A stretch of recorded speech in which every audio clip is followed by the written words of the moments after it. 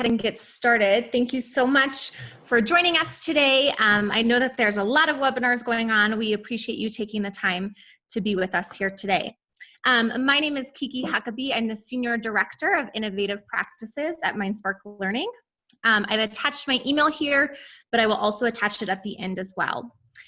We are going to jump right in. I want to tell you a little bit about MindSpark Learning. We are a national nonprofit based outside of Denver, Colorado, just outside right in Lakewood, Colorado.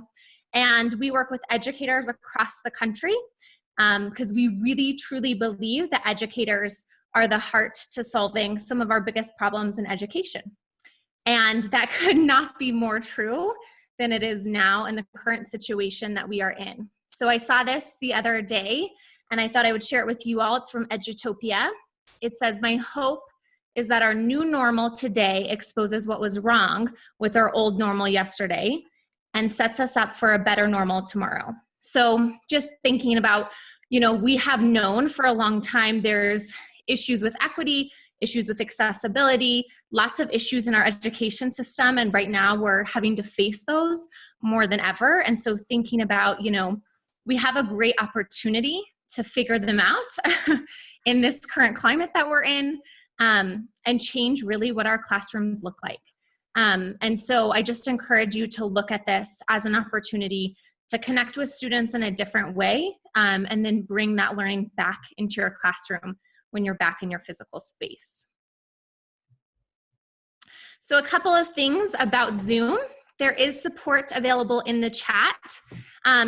We use Zoom a lot. I want to make you aware of a couple things. So as some of you may have heard, there are some trolls hacking different Zoom accounts called Zoom bombing. We have set up a lot of security on our end and to ensure that that does not happen in today's session. But I bring it up not only to kind of warn you that it's happening, but also to think about whatever platform you're using with students, making sure that it's secure and safe. We talk a lot about that in education all the time, right? The importance of cybersecurity. But I think now more than ever, as we are asking our students to learn completely online, really making sure that they have safe tools. So we are constantly learning ourselves. We are putting together some good tips and tricks that we'll hopefully share out with you all in the next couple days about really how to protect yourself, how to make sure that, you have those adjustments on whatever platform you're using to ensure that your meetings are private and that they're safe. I do ask that you turn on your cameras if you have that capability. I love to see your faces. Thank you for those of you who already are doing that. I appreciate you. And then I also ask that you just keep yourself muted. There will be points where I ask you to unmute yourself, but if you just keep yourself muted, that eliminates all of that background noise. I do this for students too. We have to go over, just like you go over expectations in your classroom. I really encourage you, in whatever way you are virtually learning or remote learning with students, think about how you can set those clear expectations, because that's a really, really important piece. So we're going to do a little practicing. The last thing I want you to be aware of is the chat. So if you kind of scroll over your screen, you'll see a black bar and you should see a chat option. Go ahead and click on that for me and you will see that I posted a link for you. And that is a toolkit that has all of the tools that I will talk about in today's webinar, plus some more. That is really a spot, or I guess a resource for you to take back and learn with your students. It has some great resources in there, but that is yours. It also has a graphic organizer of today's webinar, if you are interested in that. In the chat box, I'm just gonna have you share out your grade level and the content that you teach so we can practice. Cassie, as host, I think you're going to be the only one that sees those. So maybe if you could read off a couple of them and see where people are at. We did enable the chat function to only go to the host. Thank you, Yes, Julie. I am seeing Gina, who is a high school computer science teacher. Kimberly is 9 through 12 language arts. Renee is 7 and 8 Avid. Awesome. A couple more. Do we have anyone else joining? Yes, Deyanira is a math tutor in Texas and tutors all grades. Michael is 5 through 7 admin. Raj is in Trinidad, NGO, supporting teachers in tech. Awesome. Thank you so much, Cassie. It's good to see some familiar faces, some familiar names. Thank you guys for joining us today. So a quick disclaimer, we all have different access to technology. Our students have different access to technology. We all teach different grade levels. We're working in different roles. And so I just encourage you to think about throughout this online institute, how you can adjust and modify the things that we discuss in order to fit your current constraints. We all are dealing with a lot of different constraints right now. And so I just encourage you to think about how you can modify the resources that we discuss in today's webinar and really help each other, because this is a learning experience for everybody. So we are going to start with a Padlet. I love, in my classroom, I want to immediately know where my students are at every single day. And so I always kind of do different and fun ways to get to know what mood they're in, what they're excited about, what they're struggling with. And so I encourage you to do that, even with virtual and remote learning. I'm going to play this quick video, and then I'm going to actually have you post your current mood on this Padlet. After this short video, you will click on the Zoom chat and find a link that will bring you to a page that looks like this. This is a specific Padlet that I created for our time together. And what I'm asking you to do is upload a video, picture, voice recording, or sentence to describe your current mood. In order to do that, you're going to come down to the bottom right-hand corner and click on this plus sign, and it will bring up a new sticky note. Your name may already be there if you're logged into Padlet. Otherwise, it may be showing up as anonymous, which is fine. In order to upload something specific, you can click on these 3 dots. That gives you the option to upload something from your computer, upload a link, do a Google search of images or videos, that's my favorite, snap a current photo of yourself, film a short video, record your voice, record your screen, or do a drawing. For my example, I'm going to do a Google image, and it brings up the search engine on the right-hand side.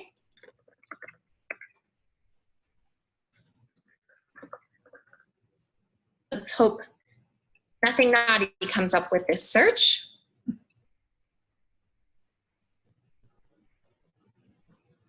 I clicked on the image and it uploaded it right up to my sticky note.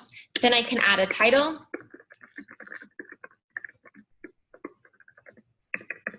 And a description.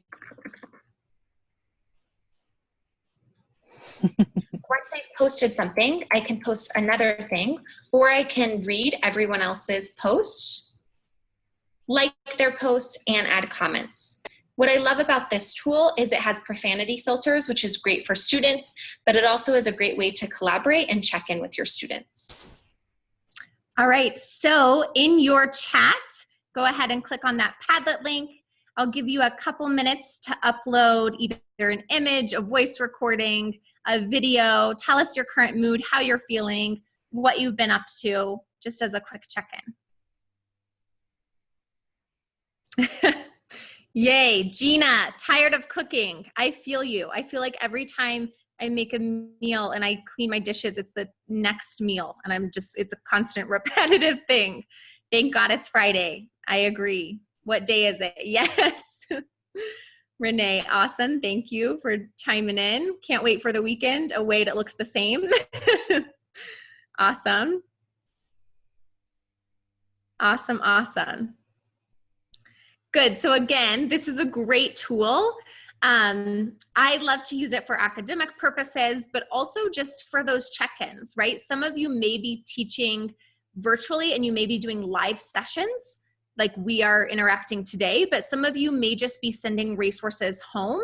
This is a great way if students have access to technology to constantly have that check-in. It kind of gives them an outlet to connect with their students or their peers, right? They can like each other's posts, they can comment, they can kind of stay up to date with each other. You can give them different prompts as well. All right. Awesome. Love the pictures. Love how you're embracing that. Yay, love it. Thank you guys. So again, that's Padlet. It's a great tool. To record that video, I use Screencastify, which I'll talk about in a little bit if you're interested in that tool. All right, so our outcomes. By the end of this online institute, you'll have an understanding of how to engage students in a virtual setting, some activities and resources to promote effective communication and collaboration, and then a toolkit of resources to access beyond our time together. All right, we're gonna try something else. So I'd love to know where you're joining us from. Some of you already shared that, which I appreciate, but some of you have not already. So I'm going to, in the chat, go ahead and post a link. Click on that new link. It will bring you to a poll everywhere that looks like this, and just go ahead and click on the state you're joining us from. A couple people from Colorado, a couple people from Texas, Louisiana. If you come back to the Zoom screen, you can see the results.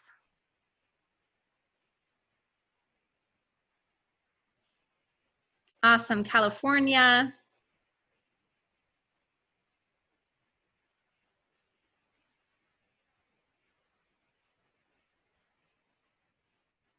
I love it. This is perfect. Alabama. Awesome. So again, this is called Poll Everywhere. It is in your toolkit to access. I love this. You can do lots of different things, but you can really make your sessions interactive. Check students' knowledge, and they can access it on their own time or live as well. And just really quick, sorry to interrupt you, but Raj is joining us from Trinidad and Tobago. Awesome. Which was not an option. Sorry about that, Raj. Thank you so much for joining us today. So I want to talk about a couple things. So I love this quote. It says, educating the mind without educating the heart is no education at all. I think more now than ever, we're realizing the importance of educators and of education itself. And really, educators are so much more than academic content, right? And teaching academic content. Educators are about connection, about relationships, about providing consistency and stability in students' lives. And I think in our current climate, we're putting a lot of pressure on ourselves of how do we keep learning going on, right? How do we do this when it looks really, really different? And we're having to think through tech issues and accessibility and all of these different things that we're having to navigate for the first time ever. And what I will just say to all of you is maintain those foundational pieces as an educator. What students are looking for right now is consistency from you, is that relationship, and that is what is most important, right? They are stressed out, their worlds are turned upside down. What they're looking for from you is just that consistency. So don't put pressure on yourself and think about, how are my students going to meet their goals by the end of the year? Where are they going to be at when they come back into our buildings the following year, in a couple of weeks? Focus on just maintaining that relationship and connecting them with each other and keeping that connection with you, because that is most important. And if that isn't established, then no academics is going to happen at all. And so I just encourage you to think about that. We're going to jump into some content. My first how-to in this remote learning world is to maintain a consistent classroom schedule. And I want to be very clear about this. This does not mean if you see your students from 8 a.m. to 3:30 every single day that you need to be on a live session with them for that long. I've actually heard a lot of teachers and districts who have done that in the last couple days and in the last 2 weeks, and they have found it to be a disaster because it creates issues of inequity, right? Students cannot necessarily be on a computer all day long, and that shouldn't be the expectation. And so I encourage you to think about your routines and your rituals that you have on a daily basis, and how can you maintain those? And so I'm going to give you a quick example. Again, this does not mean you're online for 8 hours a day. This just means thinking about some of the things that you already do. You already do this really, really well. So in my classroom, I taught 5th grade, and when my students would come into my room, I always had music playing in the morning. I always greeted them, right? I said good morning. I made sure they got breakfast, but I made it exciting for them to come into the building and really feel welcome. I also, took attendance. I actually had a student take attendance because I was the one teacher who never took attendance, and I always got a phone call in the middle of class. So I had a student take attendance. But again, think about, do you have classroom jobs? Can you maintain those over a virtual atmosphere, right? Can you have a homework checker? Can you have someone who does take attendance if you are having live sessions? Maintain that stability as much as possible. Can you, still give morning announcements or the Pledge of Allegiance? Whatever you do on a daily basis, keep that going. I think the most important piece is to have those brain breaks, especially if you're having live sessions. Incorporate those throughout. Students are not going to know to get up and take a break. And I know what has been really difficult for me working from home is I don't get up and take those breaks like I normally do. And so I've tried to do that a little bit more. So setting timers, even if you are sending work home, maybe mention that in a note home to parents or guardians. Have them set a timer. If students are working for 20 minutes, they should get up and they should do some jumping jacks. They should go outside and do a scavenger hunt. They should get up and move because that's really important. And then continuing those celebrations and recognitions. That can be done in a lot of different ways. You can send a video to students. You can send a letter home to students, right? Continuing to make that connection is really, really important. So I want you to think about some of your classroom routines and rituals, whether you teach elementary, secondary, whatever you teach. What are things that you constantly do on a daily basis? I'm going to have you share those out. The last thing I want to mention, I forgot about this, is don't be afraid to live stream. I have an amazing colleague who she is helping her niece do online school right now. And every morning, the principal sends announcements to the parents. And that's how they start their day. And I think that it's important to start your day consistently. Maybe it's not at the same time. Maybe it's one student starts their day at 9 o'clock, another student starts their day at noon. That's fine. But what can you do to kind of anchor them in a space where they are in the mindset to be a learner? So I'm going to share with you a Menti link. And on this link, I want you to share out all of your routines and rituals that you do in your classroom. So go ahead and click on that link in your chat. And again, what are your daily routines and rituals? If you are not in the classroom, what are things that you do for yourself? This is about you as well. Something that was difficult for me last week is I was like, I'm gonna let myself sleep in a little bit. So I was setting my alarm later, and then I would get up and I was in a rush to get to all my meetings. And I'm like, why am I doing that? That's so silly. I need to get up at the same time that I normally do for work and kind of go through that same routine. Take my dogs on a walk, get coffee, do all of those pieces that I would normally do, because otherwise I'm in a different mindset. So go ahead and share that out on Menti. I'm seeing some great things come up here. Walk the dog. Yes, keep that going. Snack break, journaling, relaxing music. Yeah, I think that this is a huge one. Working from home, there's no separation between home and work. And so really making that clear for myself has been a learning process. All my students marked a timesheet to practice employability skills. They could do a virtual timesheet. Yes, I love that. That is an awesome example. I tutor after school, so my schedule has not changed. I do have some tutorials that begin a bit earlier, and now I have longer days sometimes. I exercise at night to keep my energy up. Love that. Solve problems like Sudoku with coffee and the dogs. Yes. Begin the day by stretching, exercise, a cup of tea, meditation. Great. 1 minute of silence with an inspiring quote. Make breakfast and lunch ahead of time as if I were going to school. Yes, I love that. The same colleague I was just sharing about, she was sharing her niece is still wearing her uniform every day. So she gets dressed in her uniform every morning. She has someone in her family drive her to school. So it's a pretend drive, but they still do the same routine that they always do. And as much as we can keep that consistency for students, the better. Awesome. Thank you all for sharing. So now that you've kind of shared out some of those things, I'm going to actually have you go into breakout rooms. And in these breakout rooms, you'll be in smaller groups with a couple people. Go ahead, unmute yourself, turn on your video, share where you're joining us from, what grade you teach, what content you teach, and then start to brainstorm how can you turn some of these daily routines and rituals that you would normally do face-to-face, how can you make them virtual for your students?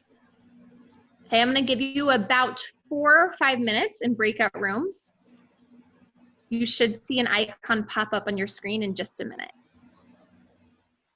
All right, it looks like everyone's joining us again, which is awesome. All right, everyone's here. Perfect. So I'd love if you would go ahead and just unmute yourself, share out some of the thoughts you had with your breakout rooms about how you can maintain those routines and rituals in a virtual way. We just talked about using Google Classroom as one way to start. I feel like we're still like figuring everything out like at this point. Yes. Yeah. And I think that will be a continual process. But Kimberly, thank you for sharing that. We're actually going to talk about that in a second, is kind of those consistent, platforms that you can use so that you have clear messaging for parents, for families, for students as well. So Google Classroom is a great one. Other thoughts? I start my day with a problem, so I could start it with in the classroom, have kids solve a problem. And in middle school, they really need help problem solving. Yeah, absolutely, Kathy. That's a great example. So even if, no matter where they are remotely, they can start off with that problem solving mentality and figuring it out. And they may not have the collaboration necessarily, but it might be cool to think about how you can incorporate that. Because I know that that's a huge piece of problem solving. It's a great example. All right, 2 more. I have really good wait time.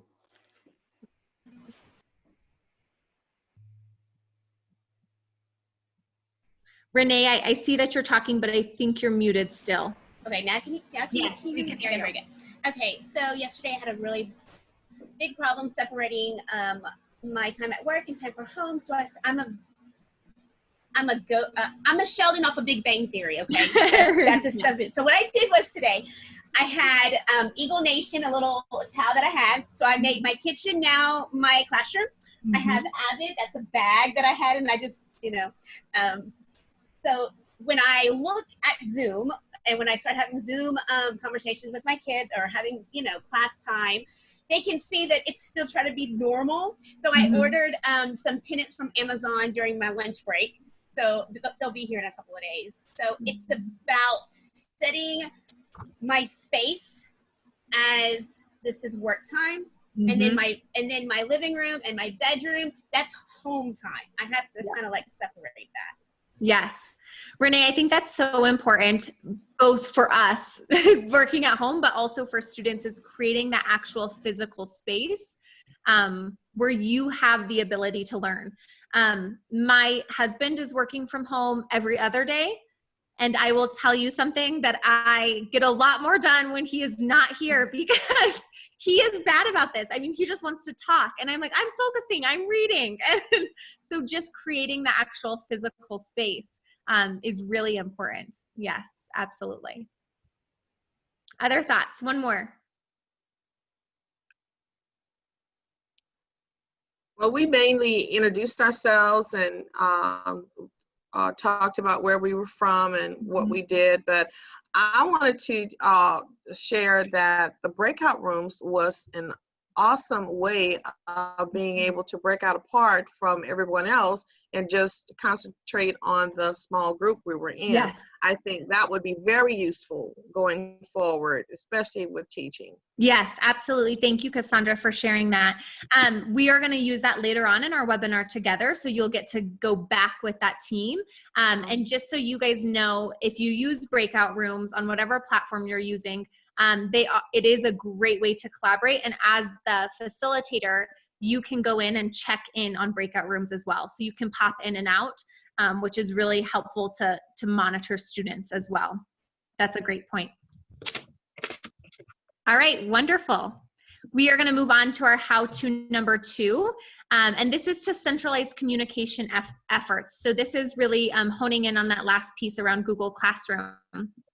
And the idea behind this is that parents are struggling a lot right now too. For those of you who are parents and you have kids at home and you're trying to work, it is a lot to manage.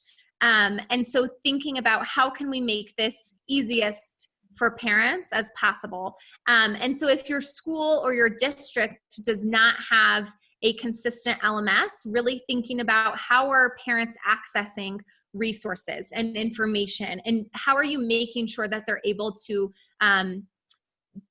get them in a really clear way. So if you don't already have a consistent LMS, I would encourage your district or your school to think about that. But even your grade level team or your content team, that may be really great.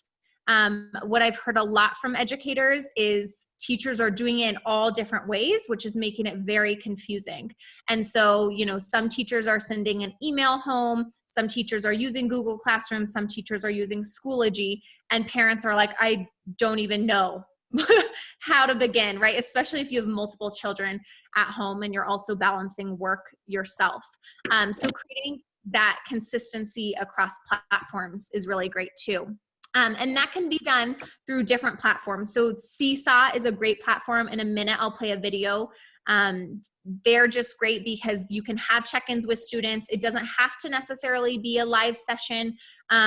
You can assign readings or videos to students. Same with Google Classroom. It's a great way to monitor student success. Remind is a great tool. You can send out a text message to all your families and say, hey, I just sent over an email, or I just sent you a package in the mail. Please keep an eye out for it. So that's a great way as well.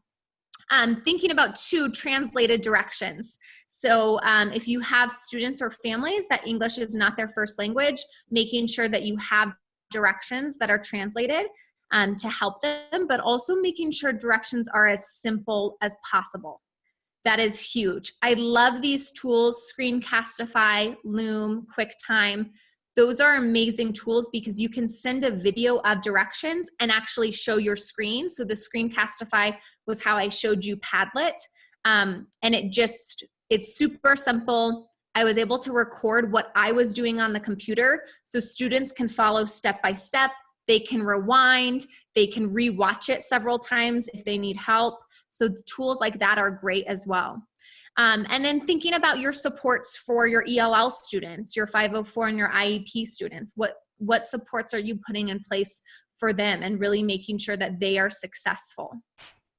2 other things just to kind of think about are making sure if you're sending documents that they're all in the same format and that they are accessible. So if you are sending things in a PDF, know that those are not editable. And that might be really difficult. If you're sending things that have to be printed off, a lot of families do not have printers at home. So thinking through some of those pieces. If you do not have a consistent LMS at your school or district, think about how you can create something that's a one-stop shop for your families. So great resources such as Weebly or Google Sites, or even honestly, a Google document that you can edit. It's one thing. Families know that every single day you're putting everything that they need in that one space. That takes off a lot of the pressure, alleviates a lot of the pressure. So we're gonna watch this quick video about Seesaw, and then we'll think about some other tips.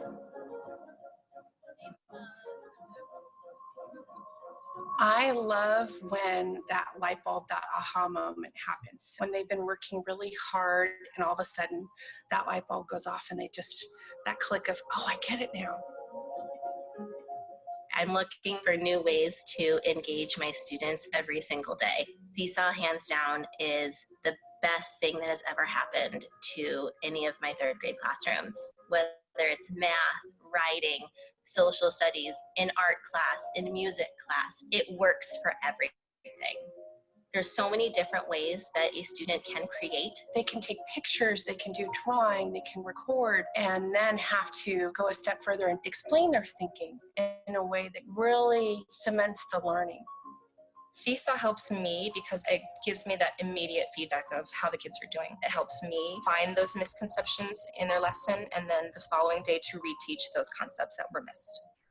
The Seesaw Activity Library is a go-to almost every single day. I love that I can get so many different ideas for activities that I could use right there in one spot. Students love Seesaw. They get very proud of their portfolio and they like to share it with other people. I saw that. I was at work at a meeting and my little notification popped up. I use the Seesaw Family app both at home and at work. It really helps me give an insight of what Ava is doing, not only in class, but also the way that she's thinking in her process. And I think that's priceless. I love how Seesaw really allows me to get to know my students on a deeper level. They don't always want to stand up or raise their hand to talk in class, but I feel like Seesaw really allows them to open up and shine.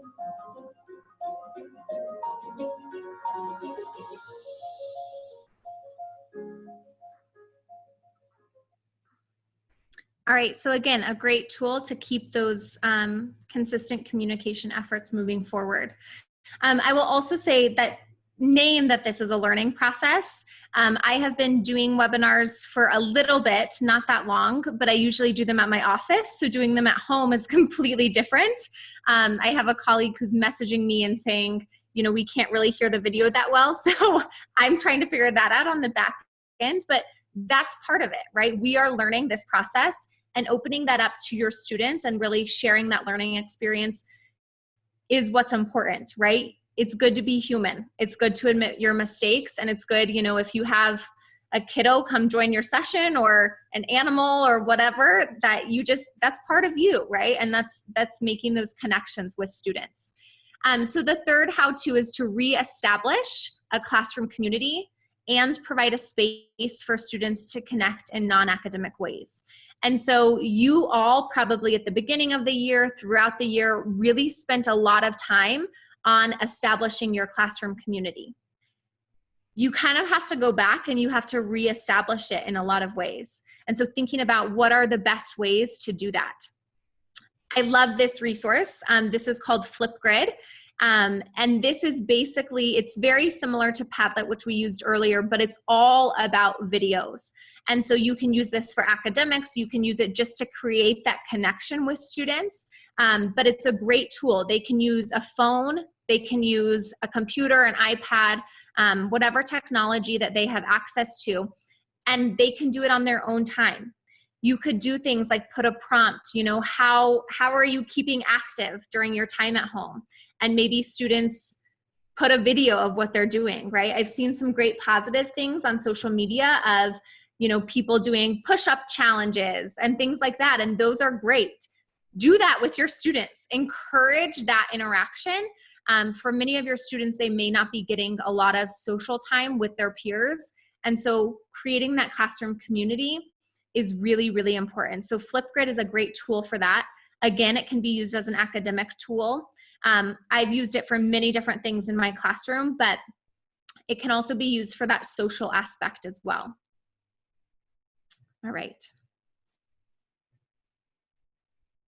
So I'm sure that you have seen this video. Put your hand up if you've seen this video. Okay, actually a couple of you.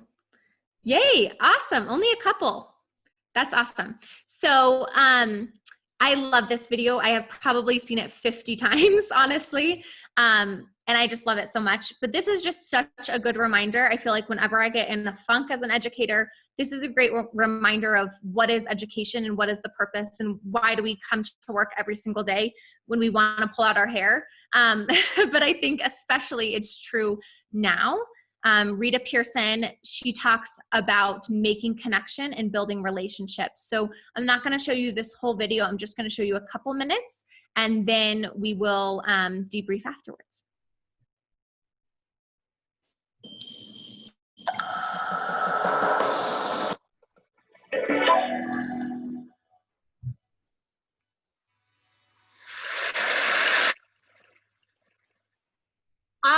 I have spent my entire life either at the schoolhouse, on the way to the schoolhouse, or talking about what happens in the schoolhouse.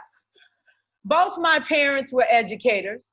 My maternal grandparents were educators. And for the past 40 years, I've done the same thing. And so needless to say, over those years, I've had a chance to look at education reform from a lot of perspectives. Some of those reforms have been good, some of them have been not so good.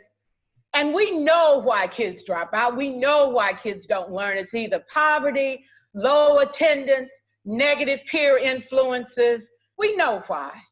But one of the things that we never discuss, or we rarely discuss, is the value and importance of human connection, relationships. James Comer says that no significant learning can occur without a significant relationship.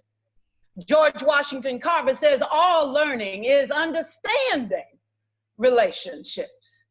Everyone in this room has been affected by a teacher or an adult. For years, I have watched people teach. I have looked at the best and I've looked at some of the worst. A colleague said to me one time, they don't pay me to like the kids. They pay me to teach a lesson, the kids should learn it, I should teach it, they should learn it, case closed. Well, I said to her, you know, kids don't learn from people they don't like.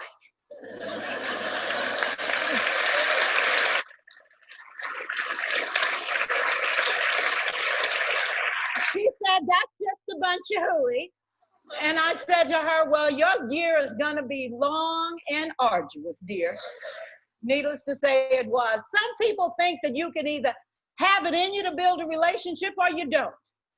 I think Stephen Covey had the right idea. He said you ought to just throw in a few simple things, like seeking first to understand as opposed to being understood. Simple things like apologizing. You ever thought about that? Tell a kid you're sorry, they're in shock. I taught a lesson once on ratios. I'm not real good with math, but I was working on it. And I got back and looked at that teacher edition. I taught the whole lesson wrong. So I came back to class the next day and I said, look, guys, I need to apologize. I taught the whole lesson wrong. I'm so sorry. They said, that's okay, Miss Pearson. You were so excited. We just let you go.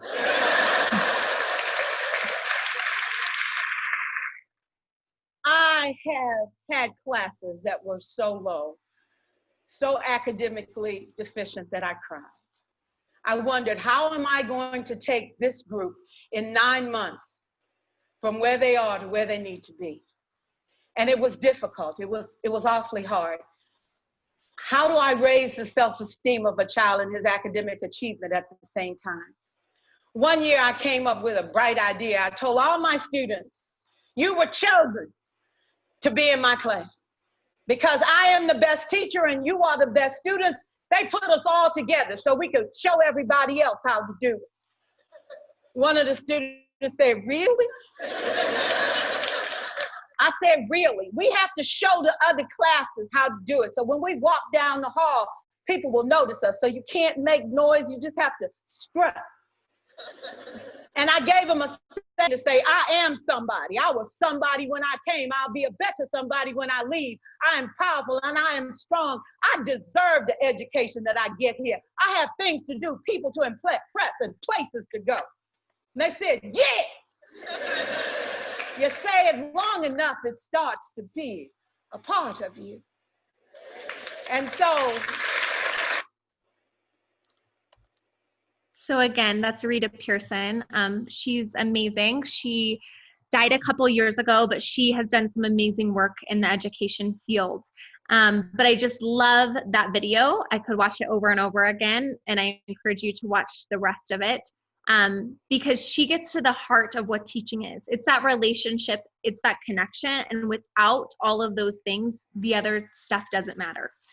And that's what students need right now, is they need that relationship, they need that connection, they need the consistency. And so thinking about how can we create relationships both with our students, but also with each other? How can we do this in the current situation that we're in? And so I have some great ideas. I would love to hear if you guys have additional ideas, but just some of them is doing a trivia day. You know, if you have a live session with students, can you make it fun? It can be academic based, but can you make it fun? Can you make them excited to be there? Someone posted on social media the other night is that this is a time where we can actually get kids to fall in love with learning again. And I think that that's so true. So thinking about how can we get them to really find joy in learning, to find, you know, to be creative, to have an imagination. They are forced to be bored for maybe the first time in their life. And so thinking, how can you play on that creativity? How can you play on that imagination? Virtual office hours. So again, can be academic. It doesn't have to be. Can you just do a check-in? Can you do a 5-10 minute call? Slack is a great platform, but there are other platforms for communication that you can use.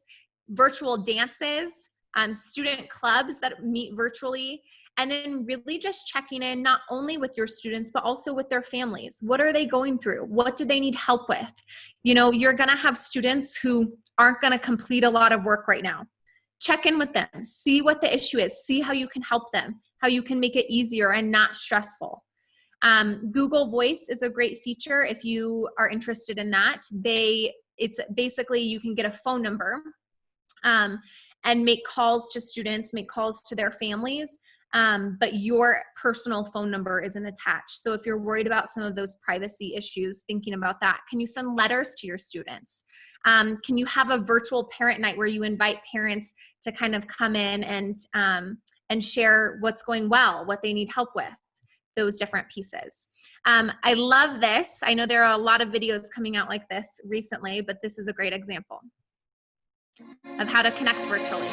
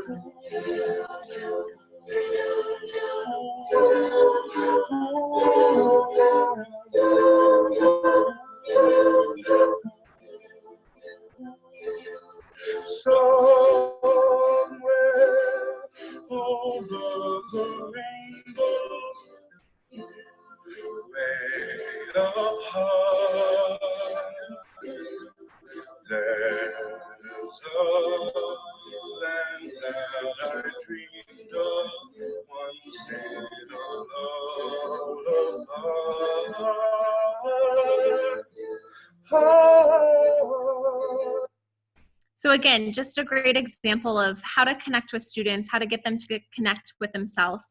I know for me personally, last Saturday, we did a virtual happy hour with some of my closest friends, and they live all over the country. And we talked about, we haven't actually been in a physical room together in 9 years. And it took this happening for us to connect virtually. We all stay in touch in different ways, but we haven't actually been together in one space in 9 years. And we're like, this is kind of cool that we're, forcing ourselves to connect in this way, because we don't always make time for it. It's forced us to slow down a little bit. So I'd love to hear from you all. What are some ideas that you have for maintaining those relationships, for reestablishing that connection, both with students and with families? I have one in the chat here. It says, I normally get together with students that I tutor at McDonald's. We have movie days. We watch educational movies. So I'm thinking about doing that very soon. I love that. Yes, that's an awesome idea. That's something you could do virtually as well. So that's perfect. What are other ideas you have? Feel free to type in the chat or unmute yourselves and just talk.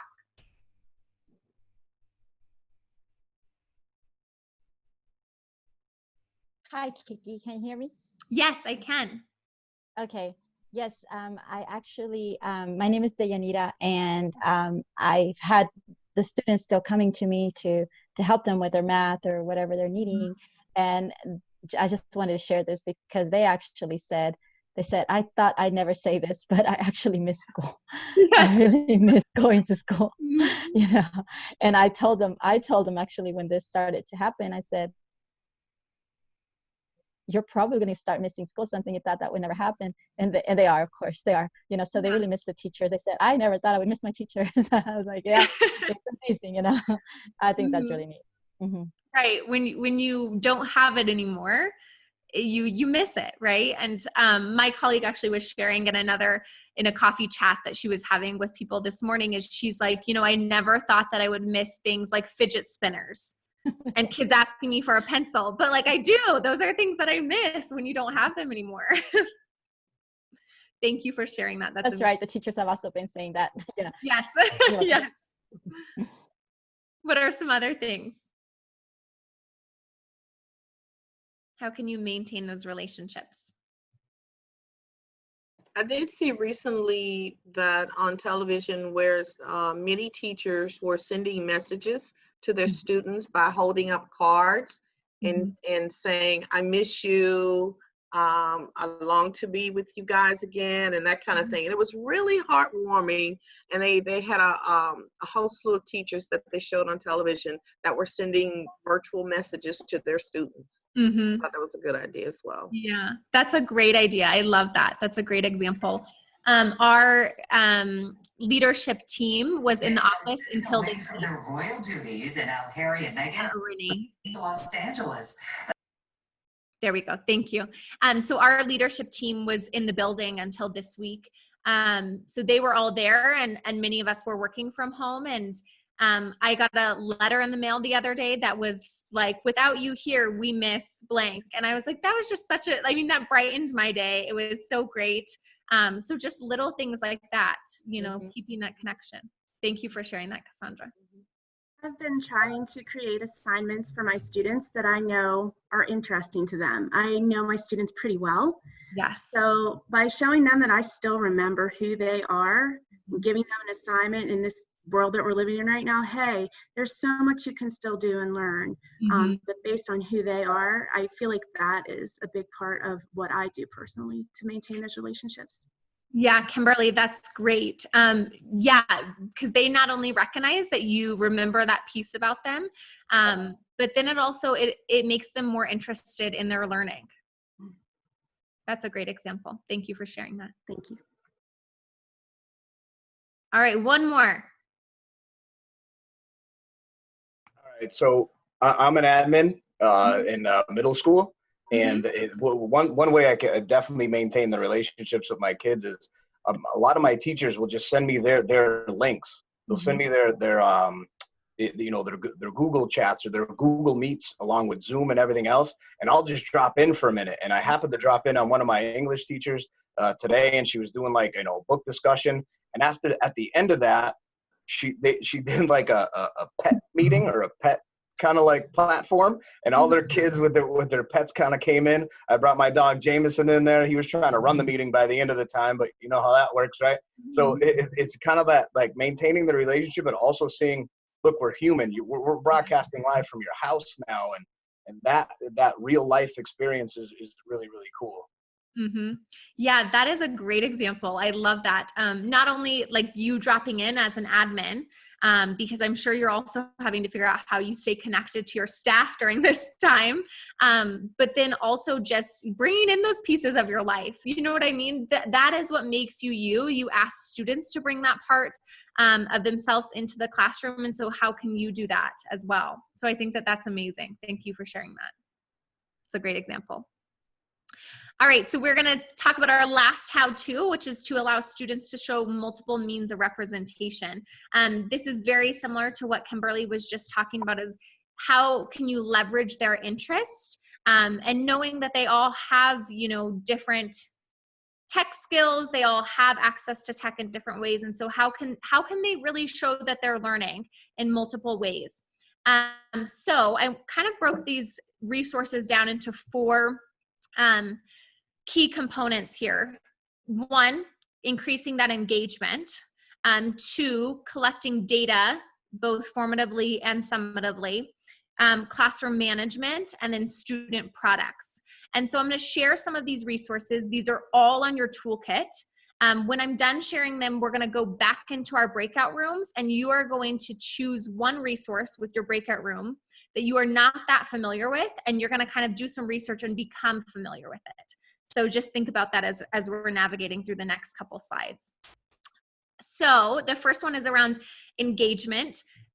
Again, these are all kind of virtual tools if your students have access to technology, but they don't have to be. I shared with you all, I saw teachers giving their students scavenger hunts where they go outside and they find certain things, and that's a great way to get students engaged in their learning.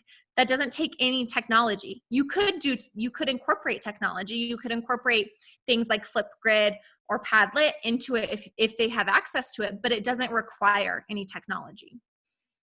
So these are amazing resources. Again, you get to explore some of them on your own. I want to talk about a couple of them. Digital escape rooms. I've seen those pop up everywhere. That is a great way to engage students, make it interactive, make it fun.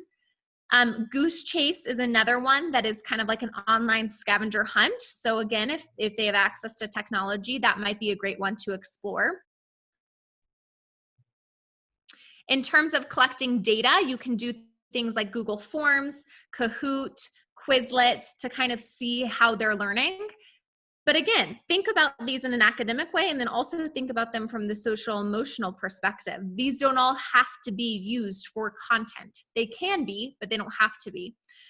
Things like Khan Academy, Schoology has made a lot of their resources public recently. These are great ways to assess learning and to see where your students are at. In terms of classroom management, again, going back to that consistency, Google Classroom's a great one. Google Translate, if you have students who speak a second language.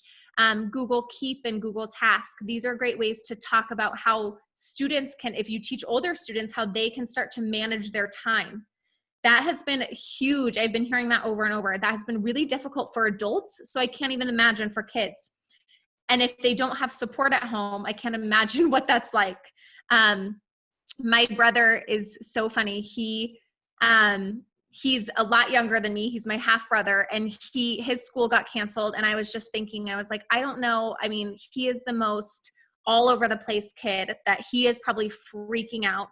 I don't know how doing school from home is going to go for him, because he just is up and down and wants to move. And, you know, it is so hard for him to focus. So anything that can get their tasks under control is really important.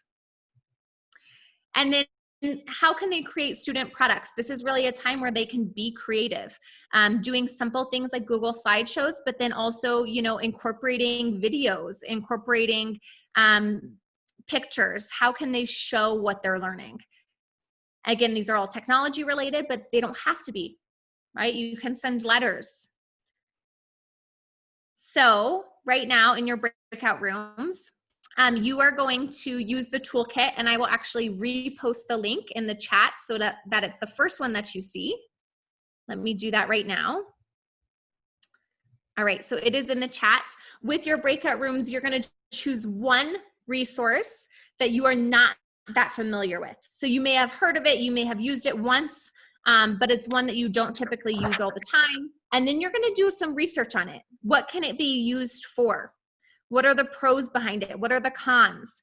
And then you're actually going to share out your answers to those questions by leaving a comment on the toolkit. So let me just show you what that looks like really quick. So if you click on the toolkit,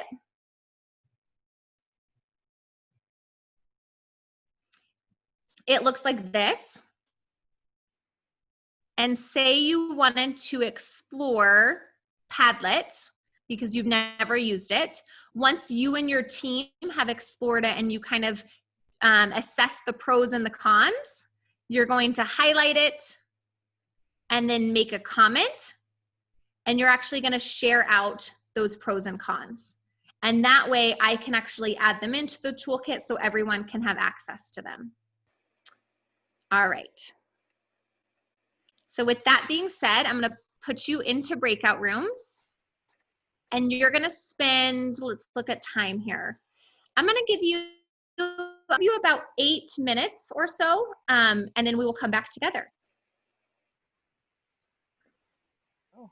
Awesome. There's everyone. Okay, so let's just have a couple people share out. If you did have the opportunity to leave a comment on the Google form, I will add those in, so you'll see them reflected right after our time together today.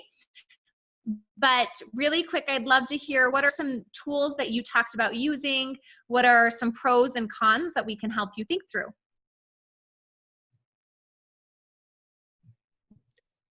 Our group talked about Edpuzzle, and I've had some experience with that. The pros, I had a teacher friend that used it for AP review, and students could watch the videos, answer the questions, and they could all be working on what they needed remediation in, and she could work with them individually.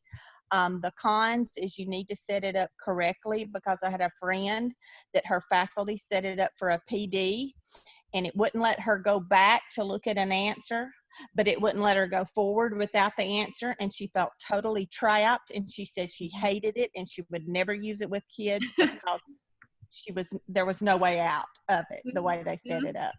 Yes. So, yeah, Gina, that's a great point. Yeah, you got to put a lot of thought in that when you set it up. Okay, that's a good tip. I also just think too, you bring up this great point of, helping each other kind of figure out and navigate these different tools. So if you have colleagues that you can collaborate with, and maybe you try out one tool, they try out a different one, and then you can share, so that you're not feeling like you have to learn all of these different things all at once. You can kind of just become the master of one and then share your knowledge.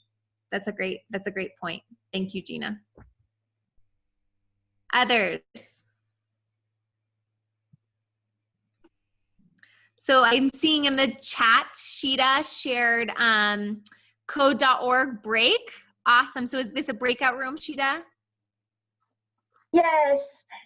No, it's not a breakout room. Sorry. The celebrities help kids code.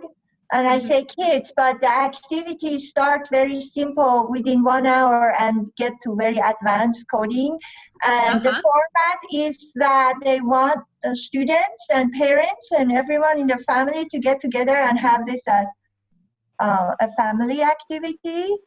And they have unplugged activities as well. So you can reduce the screen time. Yeah, so that the kids don't work in isolation. Yeah.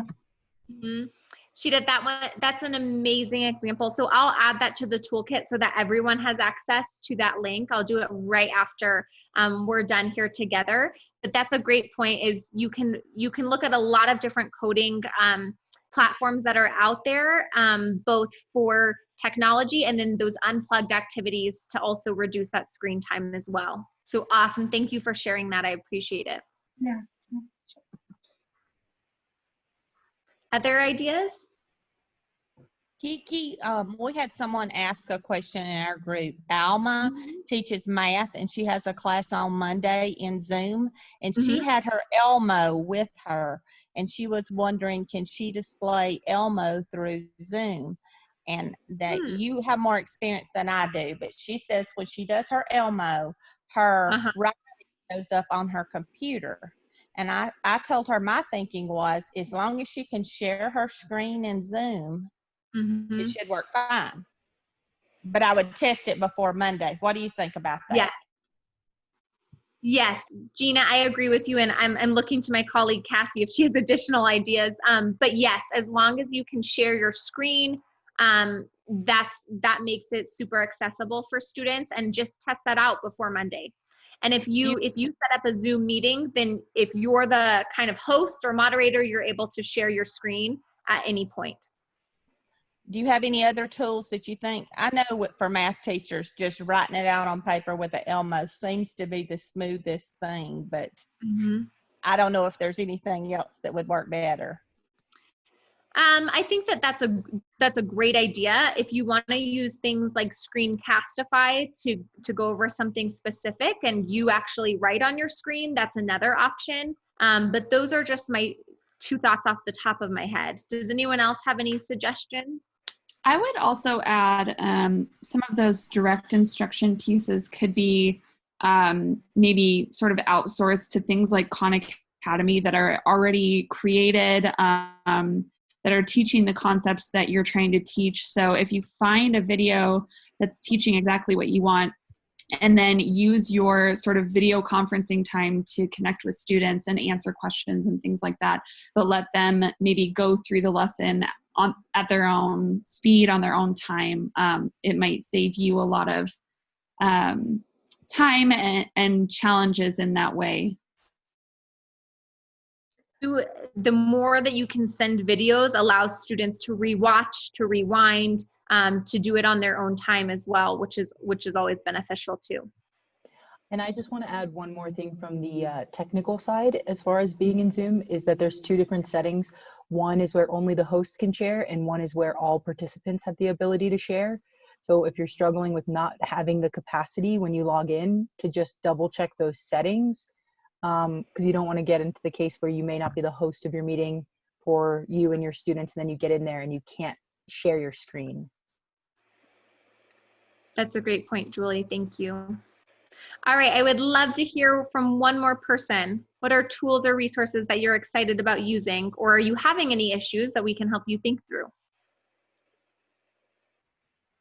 I have an issue. Share it. I can't promise I'll have the answer, but hopefully someone will. Okay, great. And I took the picture of the countdown. I noticed that I put that up when I video with the students, and then I put my hacker glasses on and my hat, so we play different schemes. Oh, I love that. Thank you. So my question is, I have 3 hours of Zoom scheduled for office hours with my students. The traffic isn't high, so I don't want to lose the students who are attending. However, I noticed that while we are Zooming, I'm working on problems, they're lying down. And so I don't know, I would like to make sure what they're doing is appropriate, but at the same time, I don't want to lose the only 2 who are attending. Yes. So that's the dilemma. Yes. So my suggestion would just be, I mean, I think it's okay to set those expectations just like you would, face to face. Is just like when I started my Zoom, I kind of say, everyone turn on your camera, mute yourselves for now. So I think it's okay to set those expectations and really just doing it, simple things. Make sure you're sitting in a chair. I love that you joined us for office hours, for virtual hours, but, sit in a chair because that helps your learning, or, something like that. That's kind of my initial thoughts. Are there any other thoughts from anyone else? Nikki. Sorry, Kiki. Yes. But what you were saying is really important. I'm sorry. I had a student who's in my tutorials, and the mom brought her to me, and she said, "Oh, they tried Zoom. The teacher tried Zoom, but I guess she didn't set the expectations." So she said it was crazy. She said the kids were all over the place. They didn't mute their speakers. So you just, it was exactly what you were saying at the beginning. You just have to be very clear as to the expectations, and then I'm sure it will run a little bit more smoothly.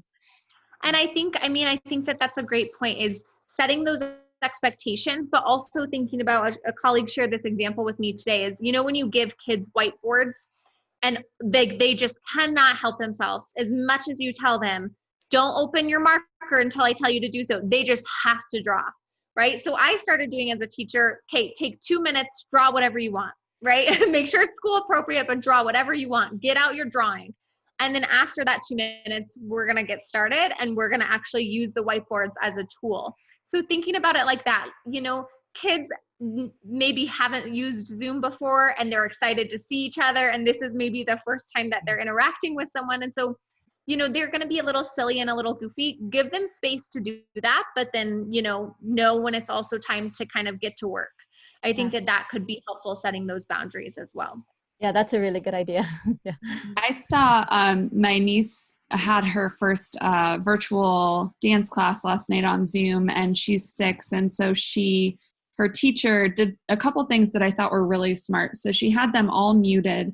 And then she individually unmuted them to ask them what their bedroom wall, what color was. So they all could share. And of course they shared things like, my dog is in my classroom. And that was really cute. And then she muted them all again. And then she said, okay, touch your nose if you are doing school in your bedroom. Touch your ear so they could all interact and they could all respond and they could all see each other because she shared the screen with all of their faces on the screen.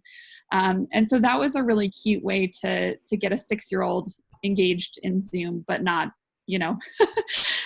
super distracting. Mm-hmm. Yeah, so I think I think it's okay to set those expectations. I know you don't want to lose those students, but, just doing it in a fun way. And it sounds like you're already engaging them by, doing fun things with your background and having silly outfits. And so they're going to want to join anyways. And I was going to mention that I was playing with the reactions while you were talking. And there's a button here that you can do a thumbs up. And it'll pop up on your screen like that. And so that gets the kids to put things up there that.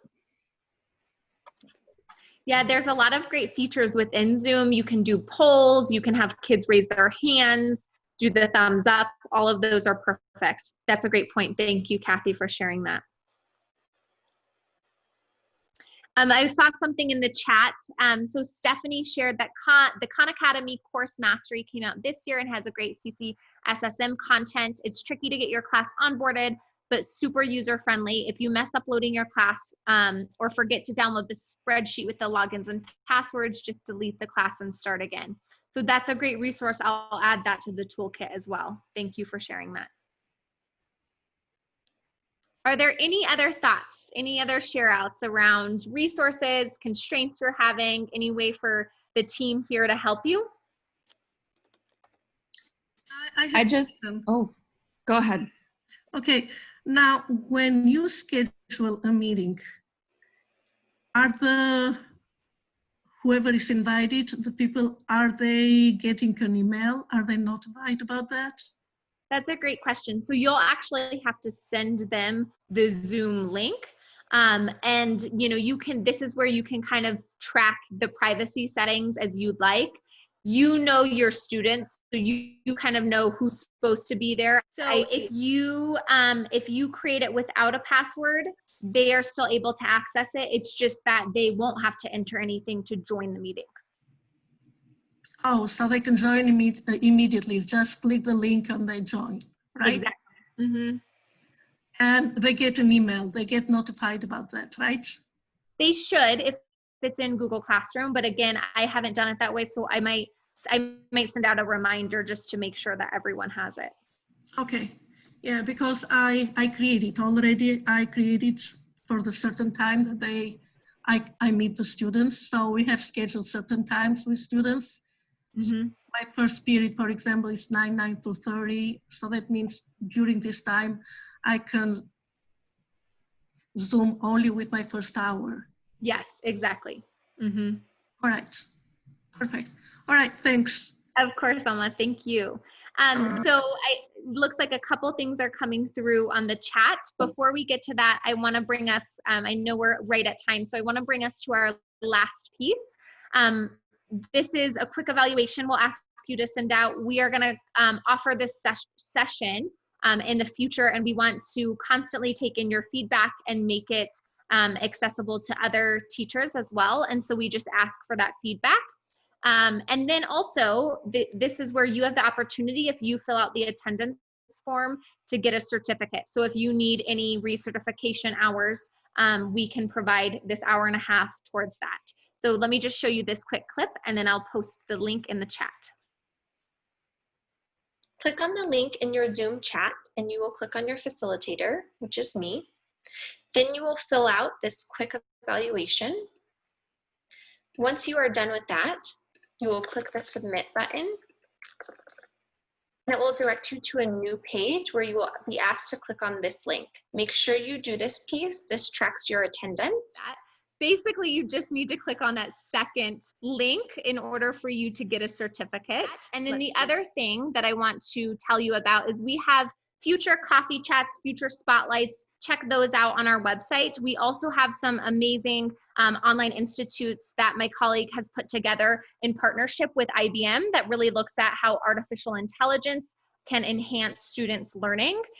Some of those are live sessions, some of them are available on demand to watch at your own time. So please take a look at those. They are great examples of how you can use some of the resources we talked about today in your classrooms, your virtual classrooms. Thank you all so much for your time today. Please let us know if you're having any issues accessing the evaluation or the certificate, the attendance. And if you fill out that attendance, we will send you a certificate. So thank you guys.